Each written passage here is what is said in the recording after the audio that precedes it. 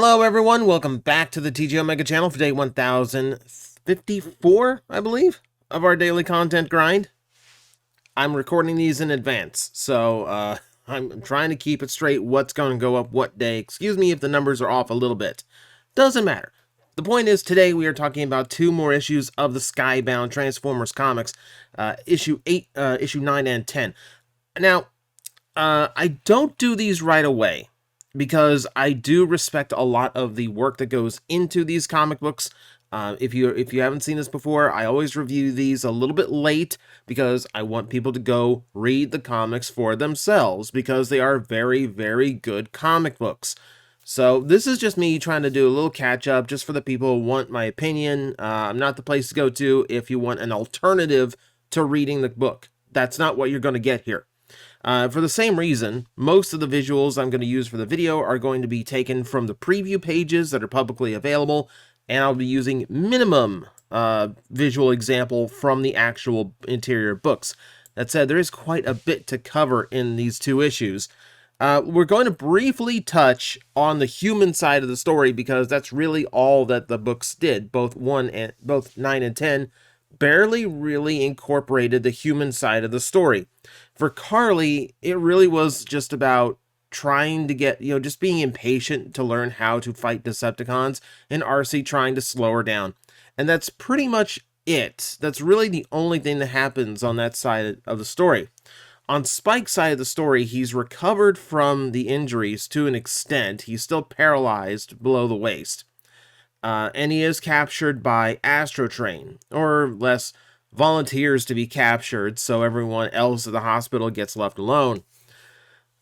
What's interesting about this is, on the way back to Decepticon HQ, there's a weird discussion happening to them that's actually very revealing. It is very telling of just how superior the Decepticons feel when it comes to humans. But Astrotrain also is kind of frank and talks oddly to Spike, as if he actually is sorry for what's about to happen to him, because he knows he's going to be tortured. He knows he's going to be tortured and experimented on, because Shockwave, who these two issues is really about, has an interest in figuring out what makes a human work. But it's interesting. He actually he does make an effort to even know Spike's name. Spike with long hair, he calls him. At some point, they get shot down, or at least there's a crash on a beach, and Astrotrain actually yells, like, hold on, long hair, which is an interesting show of concern for his human passenger, which is weird, because we saw Astrotrain in his debut kind of come off like a berserker, like he's just nothing but fury and hatred toward Megatron. I'm really curious. Like, it really starts to inform the mindset of the Decepticons. We're going to talk about it a little bit later as well, but this is like more of just like how the Decepticons in this universe really think, and we'll get to it in a bit. We'll go toward like major story beats for now, and then we'll examine. Because the one who dropped them on the beach is, appropriately enough, Beachcomber. Yeah, he just appears out of nowhere. So, there's a panel in the backstory in issue 10 that shows him getting thrown out of the Ark and landing on the moon. And apparently he has just been chilling there the entire time the Transformers have been in stasis on Earth, just admiring the view and learning to appreciate just how pretty the planet Earth is from afar. He gets a chance to escape when astronauts visit the moon. And before they land, he drops off, he lands on the beach. That's where he's been living ever since. Don't really address things like his energon needs or anything, or how he is still functioning after all this time without connection to the other Autobots. But nevertheless, he's mostly there to rescue Spike and to set up the big threat of the last two issues, which is, of course, Shockwave.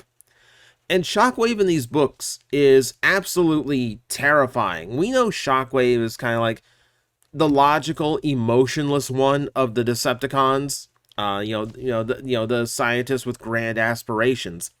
He's not like that here. Like, he's scientifically minded, yes, but he's way more vicious and he's actually passionate. He comes across more like an evolution of the character that you saw in the original cartoon, rather than the old comic books or the IDW books that established him more, logic driven. He just kind of he gets into what he's doing. Let's put it that way, and far more cruel than Soundwave is. It's the weird hierarchy. He is the the de facto leader of Cybertron. He's in the command of that planet. So even though Soundwave took over for Starscream, who is taking over for Megatron, there is still a pecking order that Soundwave has to adhere to, and it is Shockwave. Because for as much as Shockwave seems to care about his fellow Decepticons and how happy he was to be reunited with Soundwave and to know that, his brethren have survived, oh, he is vicious. He is vicious. At one point, Soundwave, for the last few books, has just been trying to repair Ravage. Like, that's really been his, side goal here. He just wants Ravage to be fixed. And at some point, Shockwave notices this and just wants to dismantle. It just wants to recycle Ravage. This old thing, he calls it. Oh, we can make you more. We can make you better ones once we get to Cybertron. And that cruelty is on show in a lot of different places. Aside from just how brutal Shockwave is in the fight scenes in these two issues, he also manages to capture both Jazz and Cliffjumper. And again, stop me if you've heard this before, he's promising torture. I'm not sure he's actually looking for any information or to see how these Autobots have functioned on this planet. I really think he's just doing it for his own fun, and that's the scariest thing about it. Yeah, this is a very brutal Shockwave. Very brutal. At the same time, like a lot of the Decepticons we've seen so far, there are other facets to him that says not entirely evil. We see this scene, and this is one of the few times it kind of dawns on me. Like, Transformers never really get to experience, it's extremely rare. It's extremely rare, and it's usually just like weird gimmicky things. But most of the time when we see Transformers, they're gigantic. Most organic creatures are far, far smaller than them when they're depicted together. It's extremely rare for an organic creature to dwarf a Transformer in size. So yeah, this scene with blue whales, since, it's the Decepticon base, it's underwater. This is a scene I didn't realize I ever needed to see, because it is a really, really interesting visual. And Shockwave actually takes the beauty in. The thing is, they're planning to harvest the planet to restore Cybertron. So, yeah, he appreciates that this beauty is going to go towards such a noble cause. Again, he has facets to him, but he's far more brutal than your usual Shockwave, which makes him terrifying. So when he steps through the space bridge, he leaves it open in order to get reinforcements from Cybertron, which is where we get a tease for the Combaticons. Onslaught makes it through and tries to call for the combination, but the space bridge gets shut down midway through, which leaves Brawl, the only other one to make it through the bridge, half the man he used to be. Don't worry, it's this direction, so he's still alive and they can rebuild him. However, yeah, so we're getting teases of Bruticus. We're getting teases that the Combaticons are the next big threat for the Autobots. And I'm hoping these books don't just keep resorting to introducing combiners to create giant threats for the Autobots. They already did it with the Constructicons, and I thought that was pulling the trigger a little bit too early. So if they could just slowly build up to the Combaticons, that would be nice. I don't want to see Bruticus jumping in just to give the Autobots another big combiner threat. That might get a little bit thin. That might get a little bit wearing on me. Oh, but I mentioned that the space bridge got cut off halfway through. That is because someone else came through it and blew it up herself. Elita One's side story finally connects to the main plot. To this point, I don't even think I realized that side plot was going on parallel to the Earth plot. You know, for all I knew, we were looking at a backstory, and the one she was saving was like Optimus Prime before this, and this is like how he gets like Orion Pax becomes Optimus or something like that. You know, like I didn't know. I didn't know what the whole story thing was. That said, it's kind of interesting. She's on Earth now. You know, and they actually are intelligent in how they write her. So, like in the original cartoon, she's just happy to be reunited with Optimus Prime after literally millions of years away. The relationship in the books is far colder than that, though. She's very resentful that Optimus Prime was not there on Cybertron when they needed him. You know, when things started getting really bad, he was already off-world. You know, she's been holding down the fort for, you know, in his place for a very long time, and that is where you can tell that mentally it is worn on her. I'm really interested to see just like how much she's changed or how much Optimus recognizes that, yeah, she might not quite be the same person she was when she, you know, when Optimus had left her on Cybertron. I'm kind of curious. I want to see their backstory, and I want to see how they develop from here. It looks like she's on board, though. It looks like she is actually on board with stopping Shockwave and his plan. So, we'll see. Like, it feels like the next issue, probably the next two, are going to be very combat and battle heavy. I really don't expect to see real development in this story for a couple of issues. So, I'm interested. I'm interested in that. We'll see. We have some potential deaths in the book already. This is, if you've seen, has been an extremely brutal Transformers series. They are not scared of blowing up, rending, or just outright destroying Transformers for the sake of the story. So we have a few interesting ones. So Shockwave gets a point, or let's start with this one.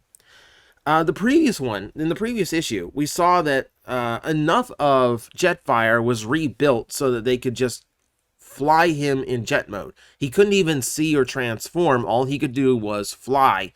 So he's reduced to a mode of transportation, but it's what has to be done. When the Decepticon ship spots them, fires on them, Jetfire is very badly damaged, crashes, and that's basically all we see of it. We don't really get a follow-up on it, which is really disappointing. I mean, even the book later, after the fight's done and the Autobots can regroup a little bit, I don't remember anyone mentioning, oh yeah, Jetfire went down. Which is really weird. It's a really sad fate for the character, you know, who's already been, you know, like, the way this treatment has just been really bad. It's all out of necessity of the war. But, oh, it's brutal. Oh, it's brutal if you're a Jetfire fan. That's left ambiguous. We have no idea if he survived or not.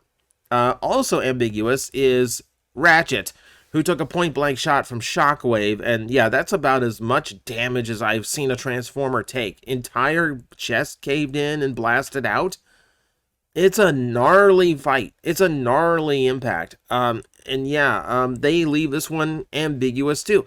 They don't actually mention if Ratchet survived because the Autobots had to flee so quickly. From what I have seen in these books, it can be very difficult to kill a Transformer in this universe, so we will see if that pans out. It does come across like, what are they going to do now if they do not have a medic to repair them when there's already so many Autobots that still haven't been restored? You know, and you know, the ones that are restored basically have to be pieced back together after every encounter. How do they do that without Ratchet? So there is a panic to this. There's absolutely a panic moment to this. But even as a story point, even as a story beat, I'm kind of wondering, where does this go? What happens to this next? That said, they have to inform Wheeljack of this, and I'm one of those that when my main fiction as a kid was the original cartoon. So I remember a lot of scenes where Ratchet and Wheeljack were kind of inseparable. They were always there on the Ark doing the repair work on the Transformers, and it made sense. The medic and the inventor, that worked, you know, and it was very rare. Like, I've always associated those two as a duo, you know, and most fiction afterwards does not pick up on that. Even fiction that has both Wheeljack and Ratchet in there, like Transformers Prime, for instance, doesn't really form that connection. So I'm really happy to see it here. Like, Wheeljack takes this really hard, does not want to be touched, does not want to be bothered. I don't know if they have, like, Conjuncts Endura or anything like this. They haven't... Skybound does not seem to be as happy to ship as IDW is. So we haven't really seen what the actual connection is. It just does come across like Wheeljack just lost a best friend. That's what it comes across of right now. So I'm not jumping the gun on anything like that. We do have a couple of plot points that are going to lead into the next issue. One of them is, remember, Elita One's half of the story was rescuing somebody who was badly damaged and tortured by the Decepticons. That turned out to be Ultra Magnus. And I know a lot of people called that. A lot of people saw enough detail to identify that the scrap of an Autobot with no armor, no skin left on his body was Ultra Magnus. Okay, I didn't know exactly. Okay, I see it now. I see it now in the helmet. What's left of the helmet. I do like that they kept it ambiguous who the character was, and that because Ultra Magnus. So you said Ultra Magnus before, that would have informed just why it was so important to rescue him. This way is a little bit more ambiguous, like who is this and why is it so important, even if it was obvious to some. So I will take it. I mean, it's good to see him in the mix, and he's eager to get back into the fight the second he's got enough armor back on his skin. So good to see that what seemed to be like a lot of torture has not completely broken him after all. That said, he doesn't know the fight he's getting into.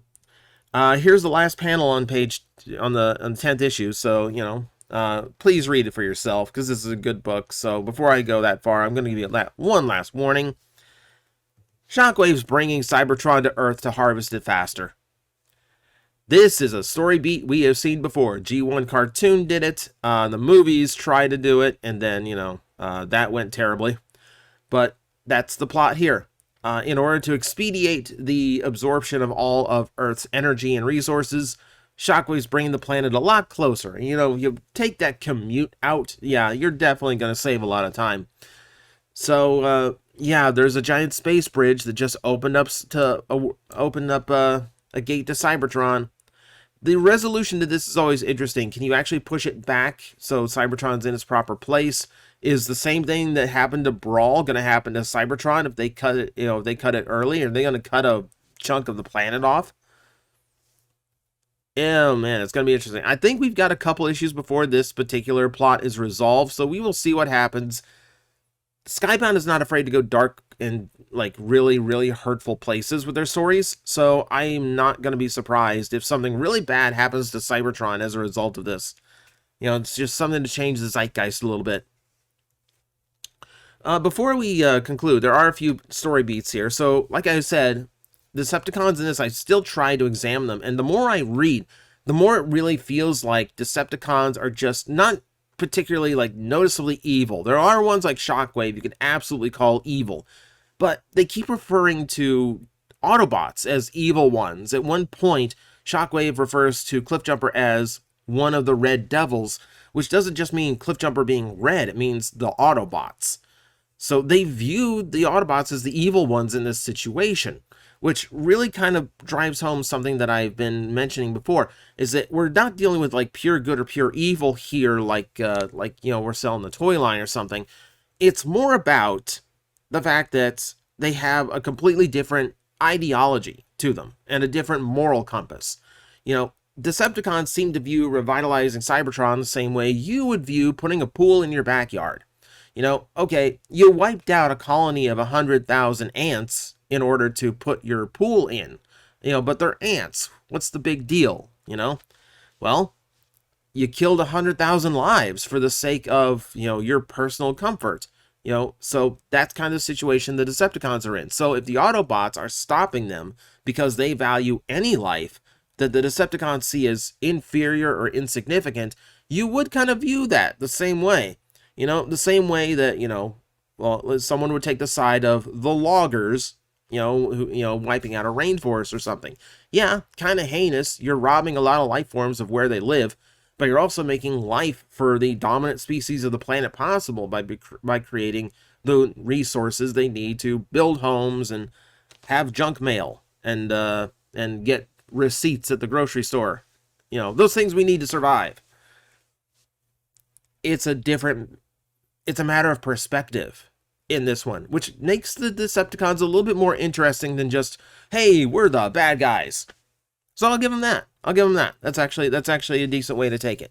If they develop in that direction. Like I said, I'm picking up context clues from little things that they say, but we haven't had any like direct confirmation of that. I would love to see like some story where like they stopped the Decepticons from like wiping out a planet before in the same way, because there's a different life form there that they viewed as that Autobots viewed as important, Decepticons did not.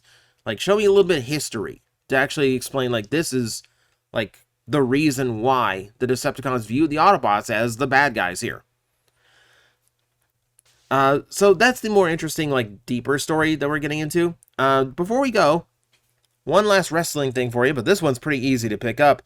Shockwave hits Optimus Prime with the Tombstone Pile Driver. You know, trademark The Undertaker. It's not as deep of a cut as a Ripcord Lariat or anything like that. So this one is a lot easier to spot, but still cool nonetheless. Shockwave gets to Earth and the first thing he does is pile drive Optimus Prime. And that's kind of a cool way of introducing a villain. Shockwave won the fight, by the way. Autobots get defeated quite a bit here. So, that is Skybound issue 9 and 10. Again, I recommend the series to everybody. Don't use these videos as an alternative to reading them for yourselves, because I'm skipping a lot of nuance. I'm skipping a lot of really good character dialogue and work. And yeah, the books themselves are just really, really good reads. So, as always, I encourage you to read the official material. This is me just giving my thoughts and opinions of the events of the books. And I'll do so again in a couple months when 2 more books are done. So, thank you everyone for watching. I will see you next time.